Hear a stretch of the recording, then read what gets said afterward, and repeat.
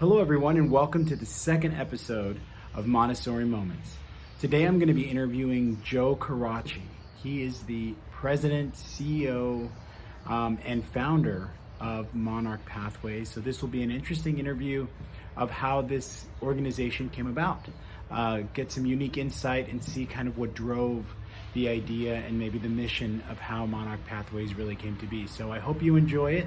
This is going to be a background, inside view of how Monarch Pathways came to be, as well as a little bit of insight on Joe Caracci and who he is as a person. So without further ado, Joe Caracci. Hope you enjoy.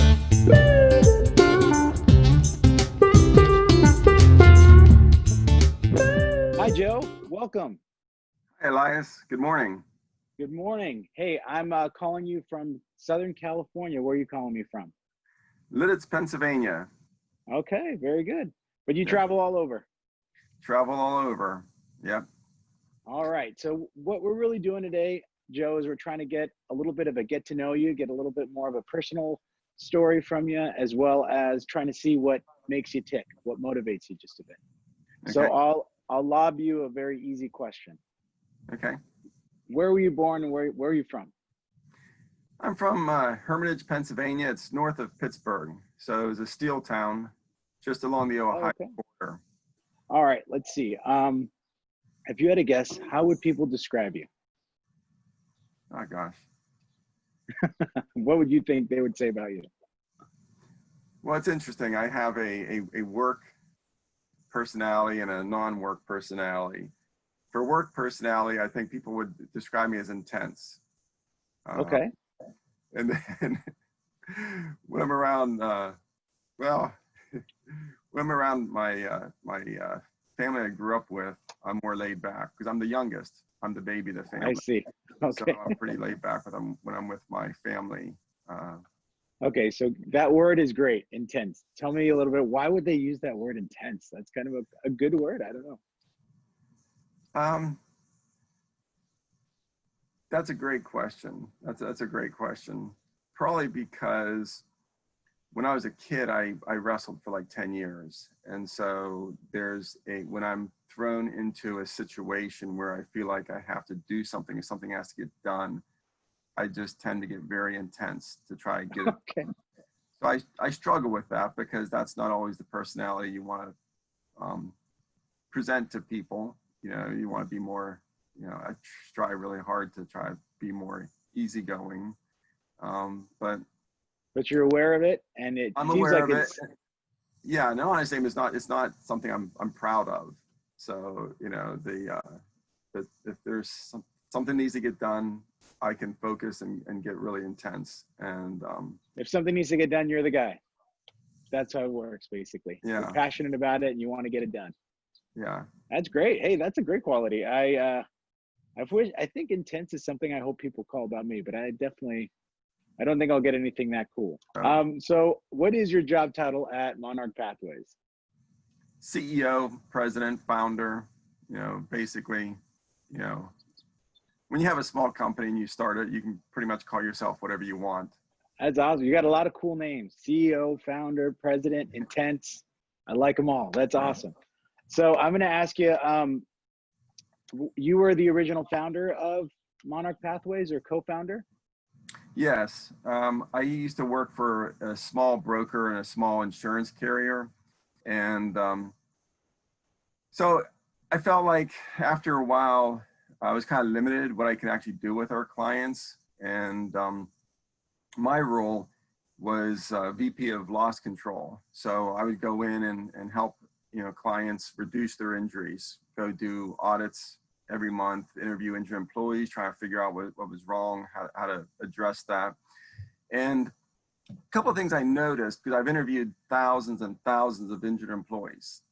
Gosh, Okay. I've lost track, somewhere between 5, 6, 7, 8, 10. Wow. I don't know. I mean, you go back over 15 years, it's hard to keep track of them. But it's interesting. There's two observations, I picked up over the years.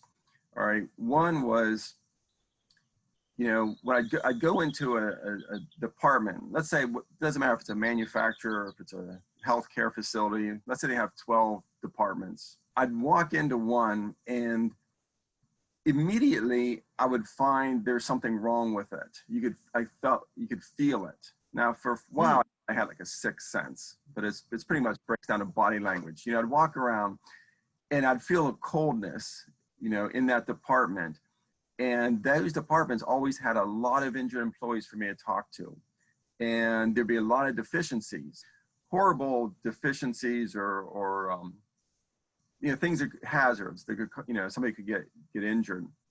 And, you know, so it's interesting. Then I would go to a different department and then I would feel a different culture. And there were no injured employees to talk to, and there were no agencies. And so for a while, and it came down, I realized it came down to that supervisor, how that supervisor, whatever culture they created in that department. Because the cold neighborhoods, the employees didn't really look at each other. And they were very cold, their body language was very cold and stiff with each other.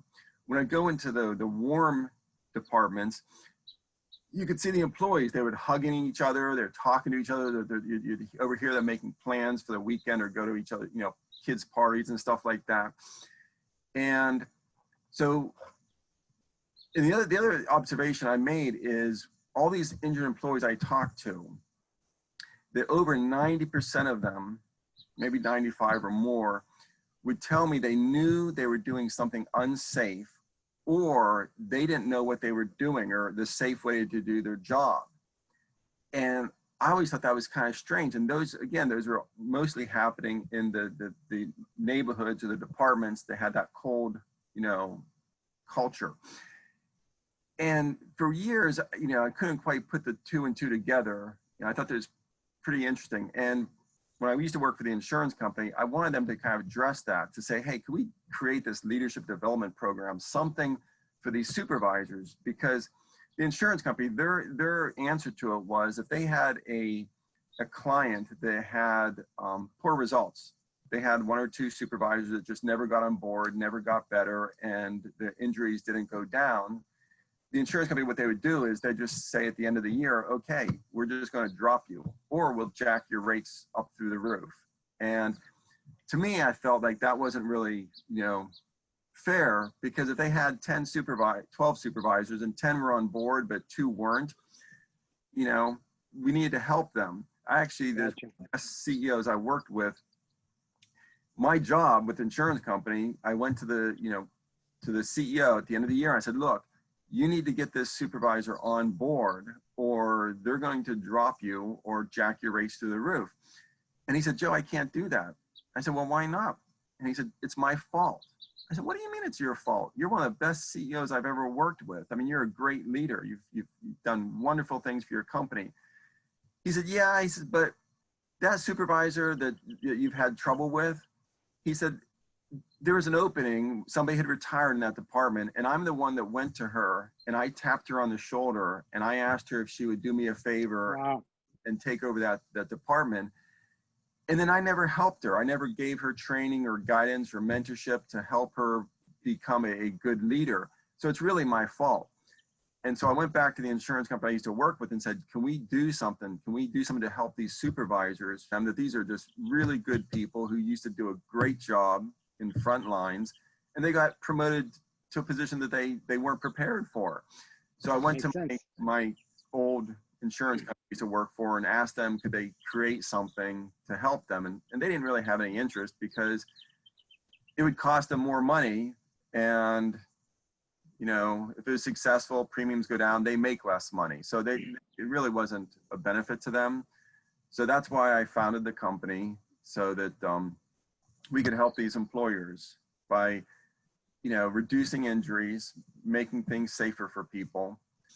And I asked Gary to come in and work with us to create this leadership development program. We really want to make a great leadership development program, because at that time, even after I started my company, I still didn't quite know what to do for those leaders, those supervisors who were really inefficient leaders. Okay, they didn't know how to, you know, bring their team together and to have them work as a cohesive unit. It was Gotcha. more of the old command and control. So, environments where, you have a mini dictator running around yelling at people, telling what to do. And it works as long as they're on their back yelling at them what to do. But as soon as they're not there, people don't buy into it because it's not their idea. It's not their, they don't get excited about working for people like that. So I went out to all of our clients and we asked them, would you be interested in the leadership development program? And we had a few that said yes.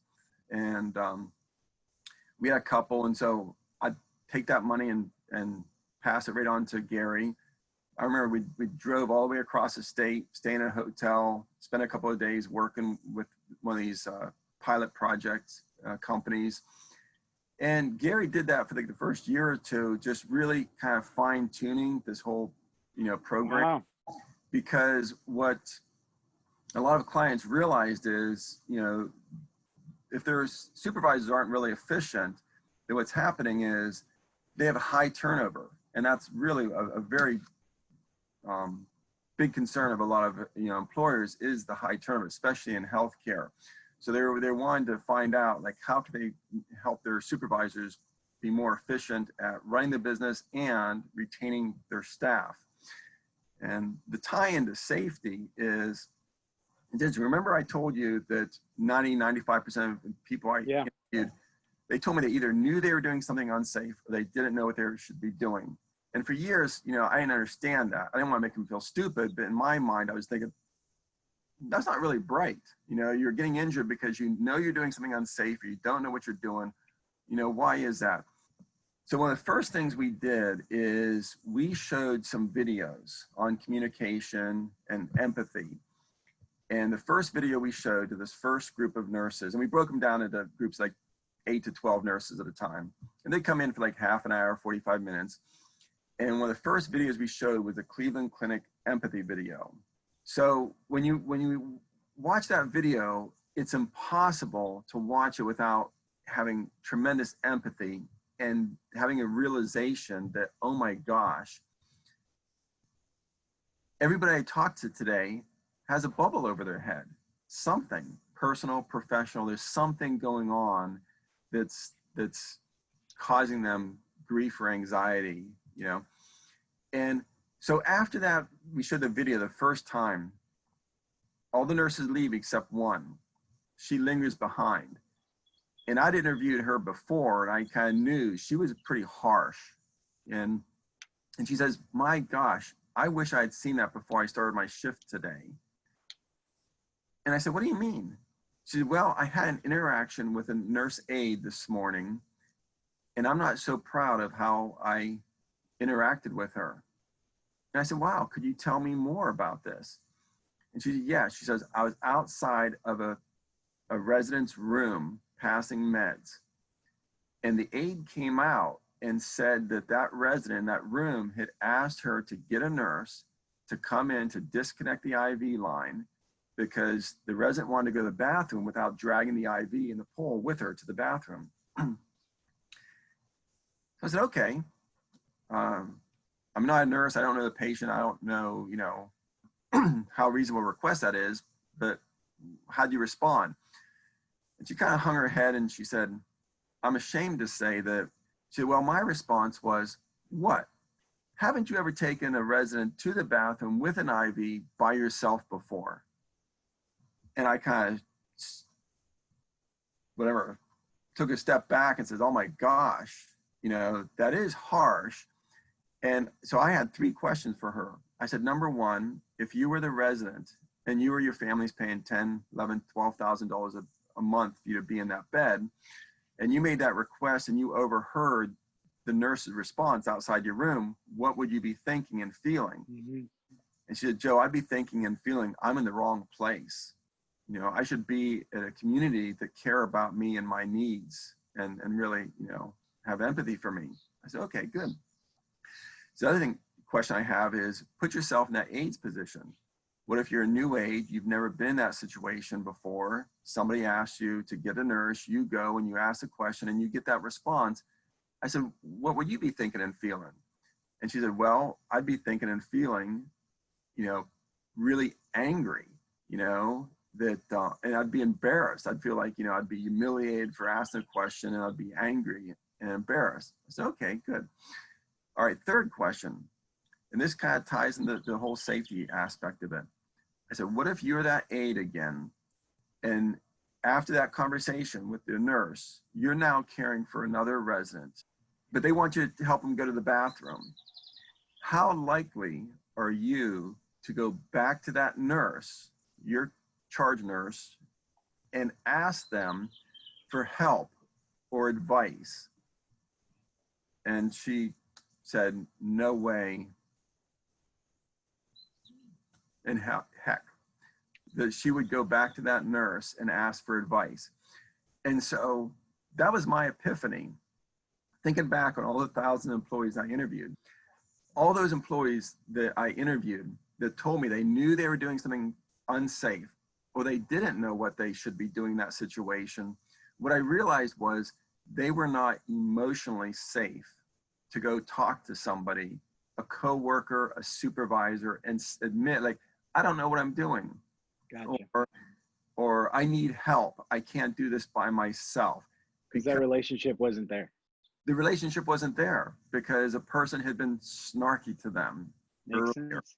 But is this basically what you're feeling is the tie-in from what I'm gathering? And I think I've learned quite a bit from Joe in just this short time, but I wanted to see if I could kind of tie it together and see if I was on the same track. Basically, what you were seeing is you were going in, you had the sixth sense power where you would feel this coldness and warmth, and it was kind of directly related to the amount of injuries, the environment in which people might feel comfortable expressing that they need help or that they don't understand something. And so what you were seeing were symptoms, increased injuries, more deficiencies, all these other things. And you kind of knew there was something missing, maybe with the relationship and the culture in that building. And the insurance companies weren't quite excited to put any effort into really developing someone else's leaders. So it seemed like that's what kind of drew you to do something. Gary came along, he happened to have some of these visions. And now that you kind of implemented some of these, unique tie-ins where you identify where those deficiencies might be and those risks and the injuries, but then now you're focusing a little bit on the development of the leadership and maybe forming a better culture. Are you seeing that is actually moving the dial and changing the amount of injuries and the positive culture and the ability to communicate? Are those symptoms being resolved with the thoughts and changes that you were hoping to achieve? Okay. Oh my gosh, yes. I mean, if you look at like the entirety of our book of business or client list, on average, once we start engaging with the client, we see their injury dollars reduce. On average, it's like 78%. So some clients, it's like over 90% or greater. They see their dollars reduce once they start engaging with us. The unique thing is it's not pointing and saying that's wrong or that's deficient or you should know better. It's actually investing in that leadership and that culture. I think that's kind of a very unique and different approach. Maybe I'm wrong, but I think you're kind of getting to the core of the issue versus just trying to fix that symptom. Yes, I'm not aware of anybody else, any other company that's doing this or approaching it the way that we are. Now, we still have half of our business, we have the loss control. We still go in, we look for hazards, and we talk to every employee to figure out how they got injured, how we can make it safer for them. But a large part of it is what's the culture like? Because if they still have the threat, intimidation, command and control culture going on there, you can point out what went wrong and tell them what needs to be fixed, but they're not going to do it, or it's not going to stick. Ultimately, the culture doesn't allow for that long-term change. Basically. Right. I tell supervisors that when there's a problem, and I'm trying to coach them on how to problem solve, something that we found that needs addressed, that if they go in, if they have 100% perfect solution and they force it on their staff probably aren't going to do anything with it.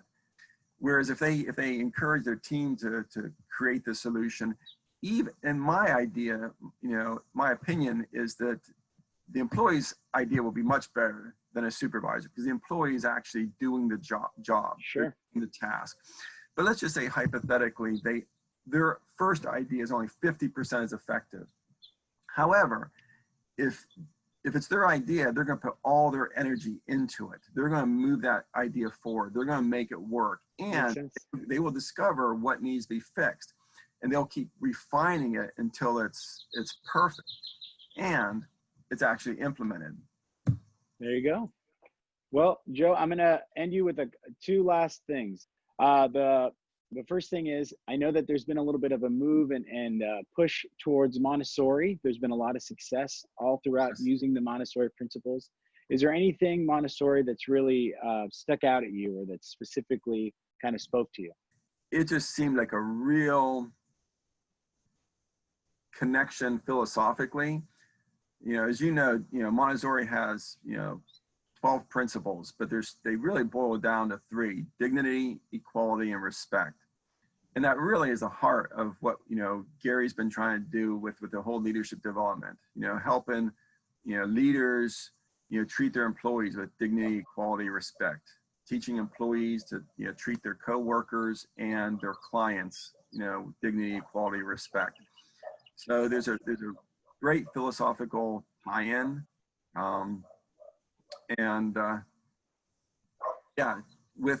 It's interesting, the Montessori methods, again, we for many years, Dr. Camp's been using it, helping train staff how to have better, more effective interactions with folks who are living with dementia. But those principles, it really boils down to a human thing. Those principles can carry over to whether you're working with people in a factory or, coworkers in a hospital. When you learn how to give people choices and respect their choices and, treat them as equals. So it was a good fit. It just philosophically was the same as what you were trying to achieve. Right. Yeah. Awesome. All right, Joe, I had one more question, but I forgot it as I was getting involved into your last answer. So thank you so much for your time today. And I hope that we get the opportunity to see each other after this whole global pandemic starts to slow down a bit and maybe things start to open up a bit.